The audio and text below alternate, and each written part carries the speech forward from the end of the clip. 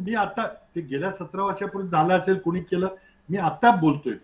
आज मी माझं वक्तव्य करतो या मालेगावच्या घटनेच्या पार्श्वभूमीवर की कुणीही धर्माचं नाव दहशतवादाबद्दल घेऊ नये, कुठल्याही धर्माचं. दहशतवाद आहे.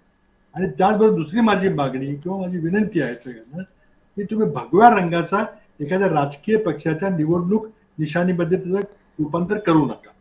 ही कुठल्या एका पक्षाची मालकी नाही आहे, ही कुठल्या एका विचाराची मालकी नाही, RSSची मालकी नाही, भाजपची नाही, जनसंघाची नाही.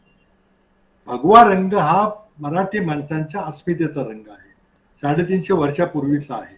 त्यामुळे माझ्या सहकार्याने जरी हे नाव घेतलं असेल, कदाचित उत्तर भारतामध्ये भगव्या रंगाची अस्मिता काय महाराष्ट्रात आहे, 14 कोटी मराठी लोकांना भगव्या रंगाबद्दल काय आदर आहे हे कदाचित त्यांना माहित नसेल. कुणीतरी हा शब्द वापरला असेल. माझी त्यांना ही विनंती आहे की आतंकवादाचा संबंध एका धर्माशी लावू नका.